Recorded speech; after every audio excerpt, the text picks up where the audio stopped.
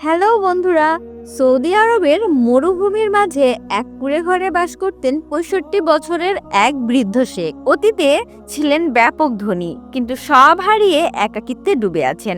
হঠাৎ এক রাতে তার দরজায় এলো এক টকবগে যৌবনবতী সুন্দরী তরুণী। তার চোখে ছিল পথ হারানোর ভয়। সে এসেছিলেন আশ্রয়ের খোঁজে, কিন্তু এই আশ্রয় হয়ে উঠল তার জন্য মরণ ফাঁদ।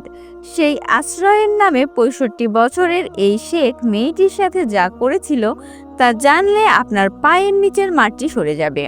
মেয়েটির আত্মচিৎকারে পুরো মরুভূমি আতঙ্কিত হয়ে গিয়েছিল। তবে সেই নিস্তব্ধ বালুকাময় রাতে ৬৫ বছরের বৃদ্ধ শেখ তার পুরো জীবনের যে কাজটি করেনি সেটাই করলো মেয়েটির সাথে, যার কারণে মেয়েটির এমন অবস্থা হয়ে গিয়েছিল যে মেয়েটি নিজের পায়ে দাঁড়াতে পারছিল না। তবে এখন কথা হলো, সেই রাতে ৬৫ বছরের শেখ বৃদ্ধ মেয়েটি সাথে এমন কি করেছিল যার কারণে মেয়েটির কান্নায় মরুভূমির বাতাস স্তব্ধ হয়ে গেল?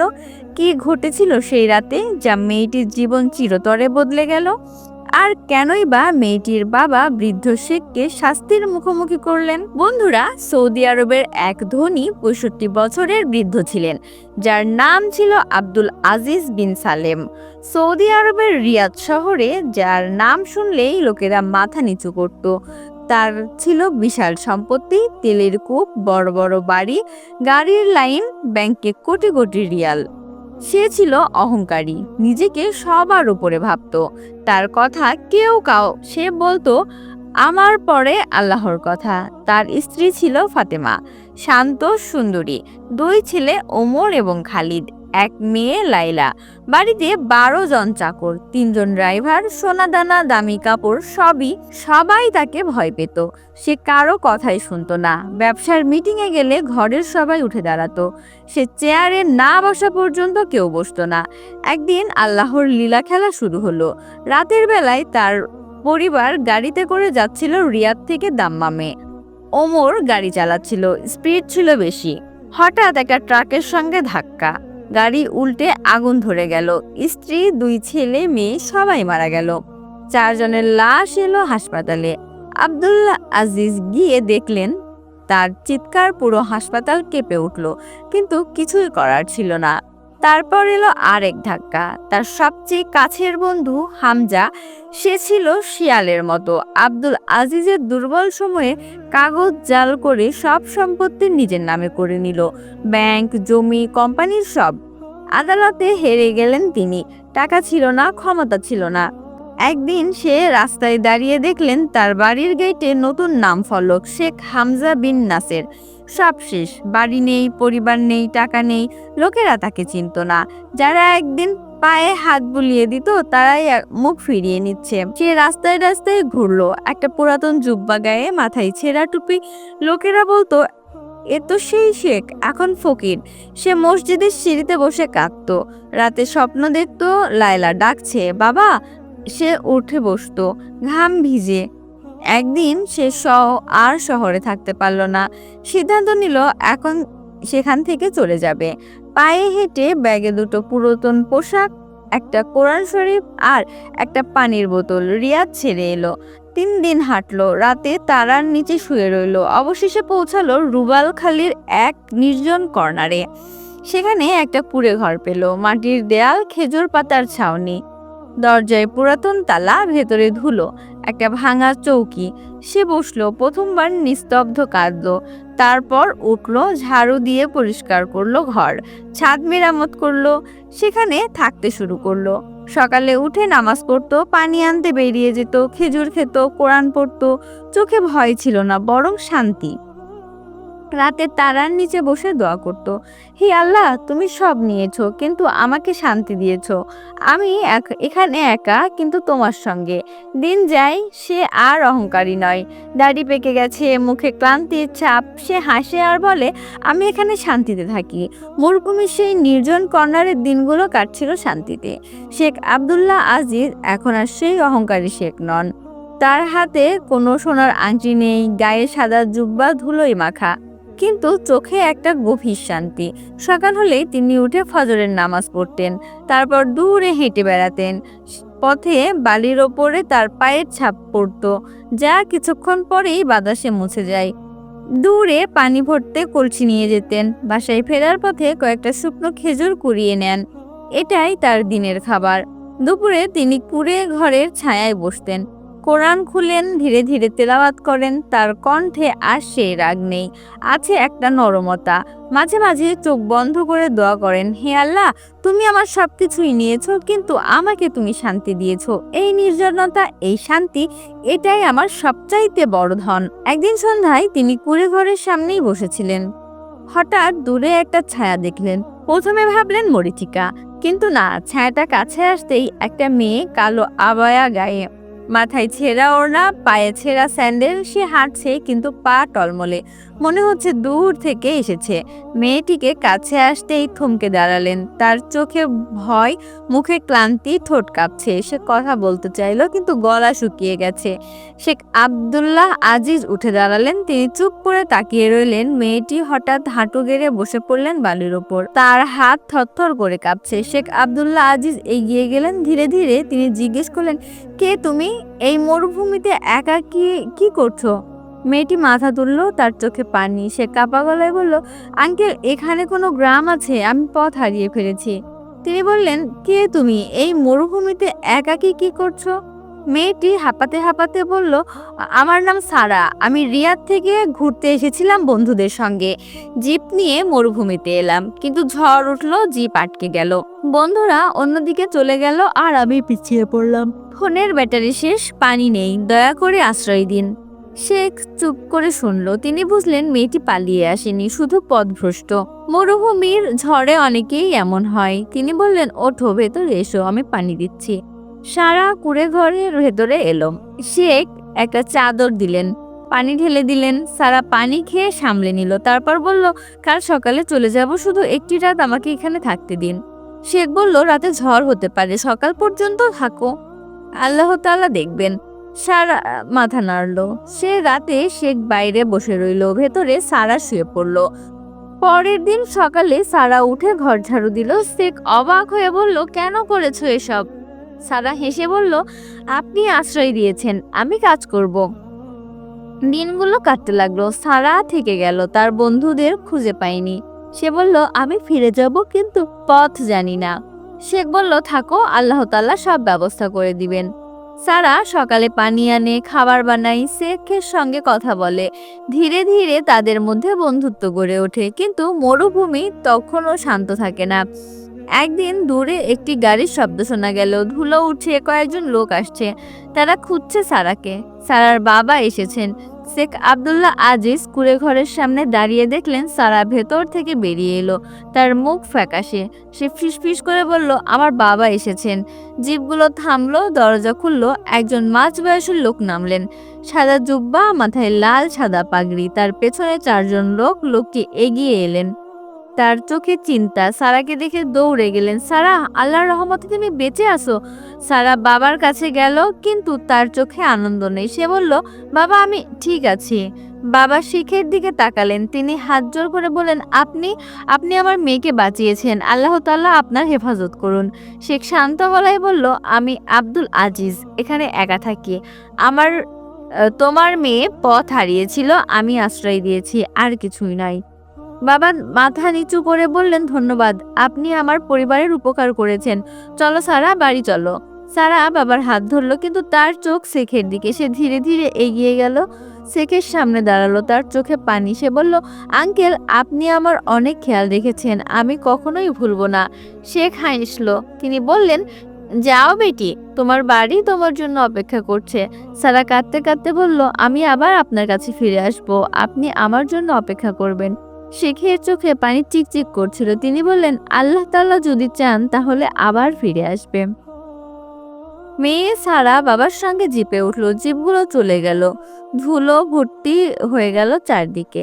শেখ একা দাঁড়িয়ে রইলেন, তার মনে এক শূন্যতা, কিন্তু সঙ্গে সঙ্গে এক উষ্ণতা। সারার কথা, আমি আবার ফিরে আসব। সেই রাতে তিনি তারার নিচে বসে দোয়া করলেন, হে আল্লাহ, সারাকে নিরাপদে রেখো, আর যদি তার ভাগ্যে থাকে তাহলে আবার পাঠিয়ে দিও আমার কাছে। কুঁড়ে ঘর আবার নীরব, কিন্তু এবার নীরবতার একটা অপেক্ষা। কিন্তু শেখ আব্দুল্লাহ আজিজের মনে সে নীরবতা আর আগের মতো ছিল না। সারার কথা আমি আবার আসব তার কানে বাজতেই লাগলো। প্রতিদিন সকালে উঠে তিনি দূরের দিকে তাকিয়ে থাকতেন, দূরের বালির ঢিবির ওপরে কোনো ছায়া আসছে কিনা। পানি আনতে যাওয়ার পথে তার চোখ সবসময় দূরে কোনো জিপের শব্দ শুনতে কান খাড়া হয়ে যেত। দিনগুলো কাটতে লাগলো প্রতীক্ষায়। সকালে নামাজ পড়ে তিনি কুঁড়ো ঘরের সামনেই বসেন। সারা যে চাদরটা ব্যবহার করেছিলেন সেটা এখনো বুলিয়ে রেখেছেন। মাঝে মাঝে হাত বুলিয়ে দেন। সারা যে ঝাড়ু দিয়ে ঘর পরিষ্কার করত সেটা এখন এক কর্নারে রাখা। তিনি ভাবতেন, যদি আসে তাহলে সবকিছু আগের মতোই থাকবে। দুপুরে খেজুর খেয়ে তিনি কোরআন পড়তেন। আনমনা অন্যদিকে সারার হাসি মনে পড়তো। সে যখন বলতো, আঙ্কেল আপনার সঙ্গে কথা বলতে ভালো লাগে, তখন তার মনে একটা উষ্ণতা আসতো। এখন সেই উষ্ণতার প্রতীক্ষায় মিশে গেছে। এভাবে প্রতীক্ষা করতে করতে তিনি নিজের অতীত ভুলে গেলেন। পরিবারের দুর্ঘটনা আর মনে পড়ে না। হামজার বিশ্বাসঘাতকতা আর কষ্ট দেয় না। ধন সম্পত্তির কথা আর মনে আসে না। শুধুই সারার মুখ, তার হাসি এবং তার কথা। একদিন সকালে তিনি দূরে গিয়ে দেখলেন একটা ছোট্ট ফুল ফুটেছে বালির মাঝে। তিনি তুলে নিলেন, কুঁড়ে ঘরে এনে রাখলেন। ভাবলেন, এটা সারা এলে তাকে দেখাবো। প্রতিদিন প্রতীক্ষা, কিন্তু সেই প্রতীক্ষা তার মনে শান্তি ফিরে এলো। একদিন অনুভব করলেন সারা তার জীবনে এসে সব বদলে দিয়েছে। একাকিত্ব আর কষ্ট দেয় না, এখন আশা আছে। রাতে তারার নিচে বসে তিনি দোয়া করতেন, হে আল্লাহ, সারাকে ফিরিয়ে দাও। আমার জীবনে যে শান্তি দিয়েছে তাকে পূর্ণ করো। শহরে ফিরে আসার পর সারার জীবন যেন আবার সবার আগের খাঁচায় বন্দী হয়ে গেল। রিয়াদের উঁচু ফ্ল্যাটে তার বাবা মা তাকে দেখে খুশি হয়েছিলেন। প্রথম 2-3 দিন সবাই তার গল্প শুনল, মরুভূমির ঝড়, পথ হারানো সেই বৃদ্ধা শেখের আশ্রয়। কিন্তু খুশি পরদিন আর থাকলো না। তৃতীয় দিন সকালে বাবা ডেকে বললেন, সারা, তোমার বিয়ের কথা পাকা হয়ে গেছে। আহমেদ বিন খালিক, বড় ব্যবসায়ী, বয়স 38, ভালো পরিবার। সারা চমকে উঠলেন, বাবা, আমি রাজি নই, আমি তাকে চিনি না। মা এগিয়ে এলেন, বেটি, এটা তোমার ভালোর জন্য। তুমি মরুভূমিতে গিয়ে কি দেখলে? একটা ফকিরের কুঁড়েঘর, সেখানে তোমার জীবন, গাড়ি, বাড়ি, সম্মান। সারা কাঁদতে লাগলো, আমি সেখানে শান্তি পেয়েছি, কিন্তু তার কথা কেউ শুনলো না। বিয়ের তারিখ ঠিক হলো, দাওয়াতের কার্ড ছাপানো হলো, বাড়িতে কাজের লোক এলো। সারাকে ঘরে বন্দি করে রাখা হলো আর ফোন কেড়ে নেওয়া হলো। দরজায় পাহারা। রাতে সারা জানালা দিয়ে তাকিয়ে দেখতে পেল আর মনে মনে সেই শেখের কথা। আল্লাহ তাআলা দেখবেন, সে দোয়া করত, হে আল্লাহ, আমাকে বাঁচাও। বিয়ের আগের রাত, বাড়িতে আলো, গান, মেহমান। সারা তার ঘরে বসে কাঁদছিল। হঠাৎ তার চোখ পড়ল পুরনো ব্যাগে, সেই ব্যাগ যা মরুভূমি থেকে এনেছিলেন। ভেতরে একটা ছোট্ট কাগজ, শেখের লেখা তার কুঁড়ে ঘরের অবস্থার একটি মানচিত্রের মতো। সারা সিদ্ধান্ত নিল আর এক মুহূর্তও থাকবে না এখানে। রাত 2টো, বাড়ি ঘুমিয়ে পড়েছে। সারা চুপি চুপি দরজা খুলল। পাহারাদাররা ঘুমাচ্ছে। সে একটা কালো আবায়া পরলো, মাথার পেছনে ওড়না, হাতে ছোট্ট ব্যাগ। পেছনের দরজা দিয়ে বেরিয়ে গেল। রিয়াদের রাস্তায় ট্যাক্সি ধরে বলল, মরুভূমির দিকে যত দূর যাবেন। ট্যাক্সিওয়ালা অবাক হলো, কিন্তু টাকা দেখে চুপ হয়ে গেল। ভোরের আগে সে মরুভূমির কিনারায় নামলো, তারপর পায়ে হাঁটলো। বালির ওপর সূর্য ওঠার আগে সে হাঁটতে লাগলো। পা ব্যথা করছে, তৃষ্ণা পাচ্ছে, কিন্তু থামলো না। মনে শুধু একটাই কথা, আমি ফিরে আসবই। দুপুরে সে হাঁটতে হাঁটতে একটি কুঁড়েঘর দেখতে পেল। দূর থেকে শেখ বাহিরে বসে আছেন। সারা দৌড়ালো, আঙ্কেল! শেখ চমকে উঠলো, তারপর হাসলেন, চোখে পানি। সারা, তুমি কাঁদছো? সারা কাঁদতে কাঁদতে বলল, আমি পালিয়ে এসেছি, আমাকে রাখুন। শেখ তাকে জড়িয়ে ধরলেন, এটা তোমার ঘর বেটি। শেখ আব্দুল্লাহ আজিজ সারাকে কুঁড়ে ঘরের ভেতরে নিয়ে গেলেন। একটা পুরাতন চাদর পেতে দিলেন, পানির কলসি থেকে পানি ঢেলে দিলেন। সারা পানি খেলো, তার শরীর ক্লান্ত, কিন্তু চোখে একটা দৃঢ়তা। শেখ বসলেন সামনে, তার দাড়ি পাকা, চোখে চিন্তা। তিনি বললেন, বেটি, তুমি আবার এসেছো, কিন্তু এবার পালিয়েছো কেন? তোমার বাবা মা কি করলো?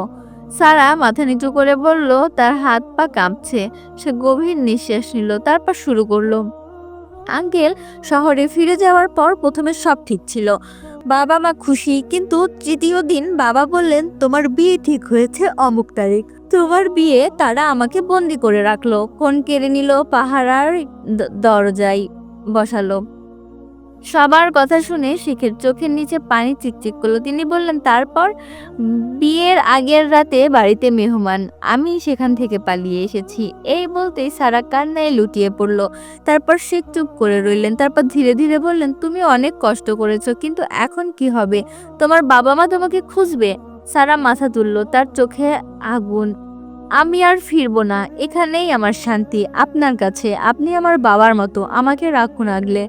শেখ হাত ধরল সারার। এটা তোমার ঘর, কিন্তু জানো এখানে কিছুই নেই, শুধু খেজুর আর পানি। সারা হাসলো, এটাই যথেষ্ট। সেই রাতে তারা দুজনেই বাহিরে বসলো তারার নিচে। শেখ দোয়া করলো, হে আল্লাহ, এই মেয়েকে নিরাপদে রাখো। যদি এটা তার ভাগ্য হয় তাহলে আমাদেরকে একসঙ্গে রাখো।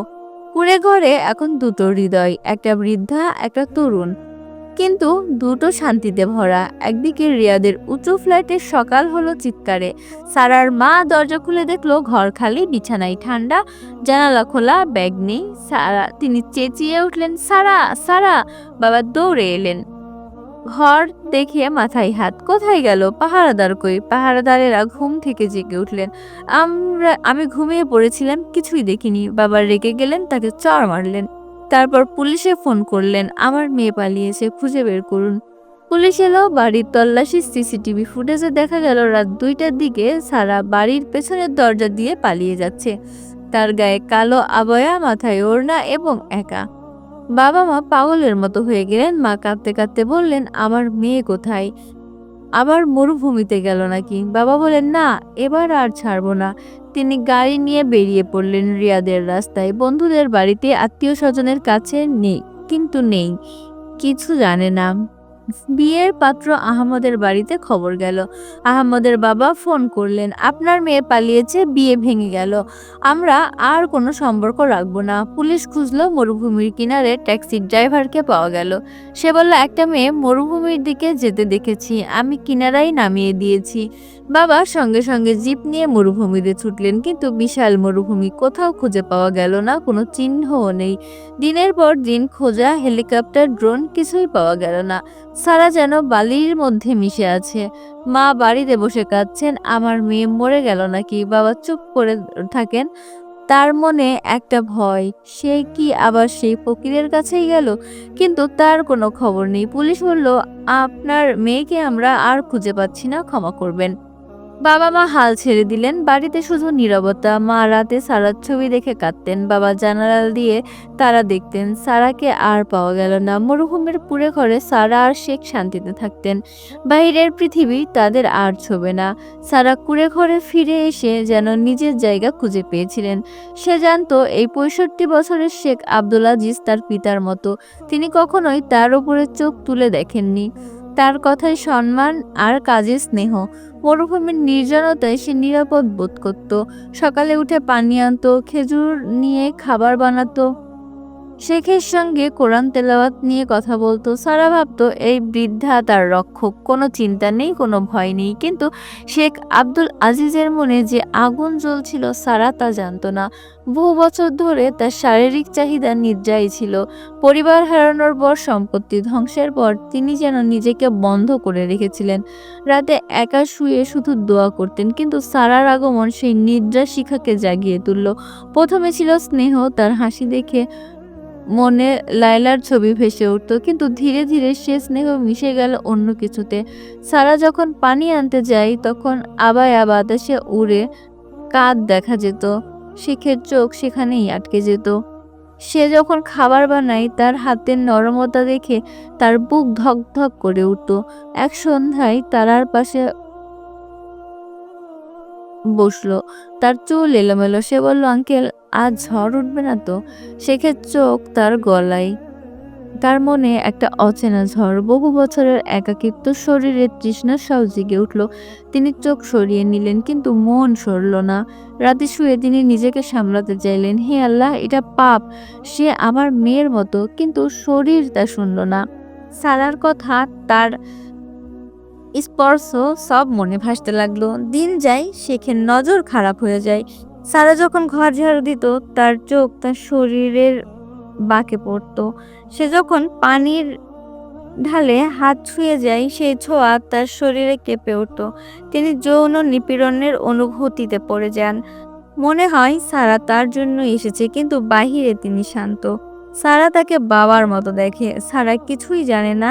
সে হাসিয়ে কথা বলে, নিরাপদ বোধ করে। তার মনে শুধু কৃতজ্ঞতা। এক রাতে ঝড় উঠল। সারা ভয়ে ঘরের কর্নারে বসলো। শেখ তার পাশে এলো। ভয় পেও না বলে হাত ধরলো। তার কাঁধে মাথা রাখলো। সেই স্পর্শতে তার মন কাঁপলো। সারা হাসলো, আপনি আছেন তো? কিন্তু শেখের চোখ লুকানো আগুন জ্বলতে লাগলো। তিনি জানেন এই আকর্ষণ নিষিদ্ধ, ইসলামের নিয়মে অগ্রহণীয়, কিন্তু নিয়ন্ত্রণ হারাতে শুরু করলো। সারা ঘুমিয়ে পড়লো। শেখ বাইরে বেরিয়ে গেলেন। বাতাসে দাঁড়িয়ে দোয়া করলেন, হে আল্লাহ, আমাকে বাঁচাও। কিন্তু মনের গভীরে সেই তৃষ্ণা বাড়তে লাগলো। সারা ক্লান্ত হয়ে ঘুমিয়ে পড়েছিলেন। তার আবায়া মাটিতে ছড়ানো। শেখ আব্দুল্লাহ আজিজ বাইরে থেকে ভেতরে ঢুকলেন। তার চোখে সারার ওপর ঘুমন্ত মুখ, নরম শ্বাস। বহু বছরের তৃষ্ণা আর সহ্য হলো না। তিনি ধীরে ধীরে কাছে গেলেন, হাত রাখলেন তার কাঁধে। শেখের মনের খায়েশ আর নিয়ন্ত্রণ ছাড়লেন। তিনি তার ওপর ঝুঁকে পড়লেন, শারীরিক নির্যাতন শুরু করলেন। সারা জেগে উঠল, চোখে ভয়। সে প্রতিবাদ করলো, আঙ্কেল না, এটা কি করছেন? হাত পা ছটফট করছিল, কিন্তু শেখের শক্তির কাছে তার শক্তি নিতান্তই কম। তিনি থামলেন না। বহু বছরের একাকিত্ব, শরীরের ক্ষুধা সব পূরণ করলেন। রাতের নীরবতায় শুধু সারার কান্না আর শেখের শ্বাস। সারা প্রথমে কাঁদতে কাঁদতে লড়াই করলো। তার মনে ভয়, বিশ্বাসঘাতকতা। আপনি তো আমার বাবার মতো, কেন এমনটা করছেন? কিন্তু শেখ তাকে এমন স্পর্শ দিলেন, এমন উষ্ণতা, যা তার শরীরে একটা অচেনা তৃপ্তি আনলেন। প্রতিবাদ ধীরে ধীরে কমলো। তার শরীর আহ্বান দিতে লাগলো। শেখের অভিজ্ঞতা আর তার আকুলতা সব মিলিয়ে সারাকে এক অদ্ভুত সুখের জগতে নিয়ে গেল। সে আর প্রতিবাদ করলো না, বরং তার হাত শেখের কাঁধে চলে গেল। রাত শেষ হলো। সারা চুপ করে বসলো। তার চোখে অশ্রু, কিন্তু মুখে একটা লজ্জা মিশ্রিত হাসি। শেখ তার পাশে বসে বললেন, ক্ষমা করো মেয়ে, আমি নিজেকে ধরে রাখতে পারিনি, কিন্তু তুমি আমার জীবনের আলো। সারা মাথা নিচু করে বলল, আমি ভয় পেয়েছিলাম, কিন্তু আপনি আমাকে যে সুখ দিলেন তা আমি কখনোই পাইনি। তার মানে একটা পরিবর্তন। প্রথমে কষ্ট কষ্ট, তারপর তৃপ্তি। ধীরে ধীরে সে তৃপ্ত ভালোবাসায় মিশে গেল। সে শেখের হাত ধরল, আমি আপনার সঙ্গে থাকবো। দিনগুলো এখন অন্যরকম। সারা আর শেখের মধ্যে একটি নিষিদ্ধ বন্ধন গড়ে উঠল। সারা তার কাছে ভালোবাসা খুঁজে পেল। শেখ তার তৃপ্তি মিটালেন, কিন্তু মরুভূমির বাইরের পৃথিবী চুপ করে থাকে না। প্রতিদিন মেলামেশা, রাতের নীরবতায় শেখের আকাঙ্ক্ষা আর সারার তৃপ্তি। সে মরুভূমির বালির মতো গড়িয়ে যাচ্ছিল। শেখের শারীরিক চাহিদা পূরণ হতো, সারার মনে সেই সুখ মিশে ভালোবাসায় পরিণত হতো। কেবল কোনো বিবাহ ছিল না, শুধু গোপন আলিঙ্গন। ইসলামের নিয়মে অগ্রহণীয়, সৌদি আইনের বাহিরে জিনা, যার একমাত্র শাস্তি মৃত্যু। কিন্তু তারা তা ভাবলেন না। কয়েক মাস পর সারার শরীর বদলে গেল। পেট ফুলতে শুরু করলো। সে ভয়ে শেখকে বলল, আঙ্কেল আমি গর্ভবতী। শেখ চমকে উঠলে অনুশোচনা এলো, কিন্তু সঙ্গে আনন্দ। আল্লাহ তাআলার উপহার। সারা হাসলো, তার পেটে হাত রাখলো। কিন্তু এই ফল বিবাহ ছাড়া, সৌদির আইনের চোখে পাপ। মরুভূমির নির্জনতা তাকে লুকিয়ে রাখলো, কিন্তু বাইরের পৃথিবী জানলে ধ্বংস হবে। কয়েক মাস পর সারার পিতা আবার মরুভূমিতে এলেন। দুটো জিপ ধুলো উড়িয়ে তিনি খুঁজেছিলেন মেয়েটিকে। কুঁড়ে ঘর দেখে থামলেন, দরজা খুললেন। সারা দাঁড়িয়ে, পেট ফুলে উঠেছে, মানে সে গর্ভবতী। পিতার মাথায় আকাশ ভেঙে পড়ল, চোখ লাল। সারা, এটা কি? সারা কাঁপলো। শেখ পেছনে দাঁড়িয়ে চুপ। পিতা চিৎকার করলেন, এই বুড়ো, তুই আমার মেয়েকে! তিনি ছুটে গেলেন শেখের দিকে। পিতা সারার মুখে সব শুনলেন, পলায়ন, শেখের নির্যাতন এবং গর্ভ। মাথায় রক্ত উঠল, চিৎকার করলেন, হারামজাদা! শেখ ধাক্কা দিয়ে ফেললেন। ফোন করে পুলিশ ডাকলেন, মরুভূমিতে আসুন, জিনা করেছে এক বুড়ো। ৮ ঘন্টার মধ্যে দুটো পুলিশের জিপ এলো। শেখকে হাত করা। সারা কাছে। শেখ চিৎকার করলেন, সারা, সারা! কিছুই বলতে পারলেন না। গাড়ি চলে গেল। মরুভূমির আবার নিস্তব্ধ। সারাকে নিয়ে শহরে ফিরে আসার পর তার পিতামাতা তাকে ঘরে বন্দি রাখলেন, কিন্তু পেটের বাচ্চা বাড়তে লাগলো। কয়েক মাস পর সারার সময় হলো। হাসপাতালে একটা ছেলে জন্ম নিল। বাচ্চাটা শেখের নিষিদ্ধ সম্পর্কের ফল। পিতার আগে FIR হয়ে গেল। সারা কাঁদতে কাঁদতে বলল, বাবা এটা আমার ভুল, কিন্তু বাচ্চাটা নির্দোষ। সৌদি আইনে জিনার শাস্তি কঠোর। শরীয়ত অনুসারে বিবাহিত ব্যক্তির জন্য পাথর মেরে মৃত্যু, অবিবাহিতদের জন্য 100 বেত্রাঘাত। প্রমাণের জন্য 4 জন সাক্ষী বা স্বীকারোক্তি লাগে, কিন্তু এখানে সারার গর্ভ ও স্বীকারোক্তি যথেষ্ট প্রমাণ। শেখকে বিচারে ফেলা হলো। আদালত তাকে ফাঁসি দিল। সারা একা হয়ে গেল। পিতামাতা তাকে ঘরে বন্দি করে রাখলো। লজ্জা, সম্মানহানি সব মিলিয়ে তাকে বাইরে যেতে দিল না। সে কাঁদলো, কিন্তু কেউ শুনলো না। বাচ্চাটাই তার সঙ্গী হলো। ছেলেকে লালন করলো, তার সঙ্গে খেলতো, কথা বলতো, কথা শুনতো। বছর কাটতে লাগলো। সারার জীবন ঘরেই কেটে গেল, পিতামাতার তত্ত্বাবধানে বাচ্চার সঙ্গে। কোনো বিয়ে হলো না, কোনো স্বাধীনতা নেই, কিন্তু একাকিত্ব আর স্মৃতি। মাঝে মাঝে তারা দেখতো মরুভূমির দিকে, কিন্তু ফিরে যাওয়ার পথ বন্ধ ছিল। বন্ধুরা, এই ছিল আমাদের আজকের ভিডিওটি আপনাদের কাছে কেমন লাগলো তা অবশ্যই কমেন্ট করে জানাবেন আমাদেরকে। ভিডিওটি ভালো লাগলে অবশ্যই লাইক দিবেন এবং বেশি বেশি শেয়ার করবেন, আর আমাদের চ্যানেলটি সাবস্ক্রাইব করতে ভুলবেন না কিন্তু। ধন্যবাদ সবাইকে।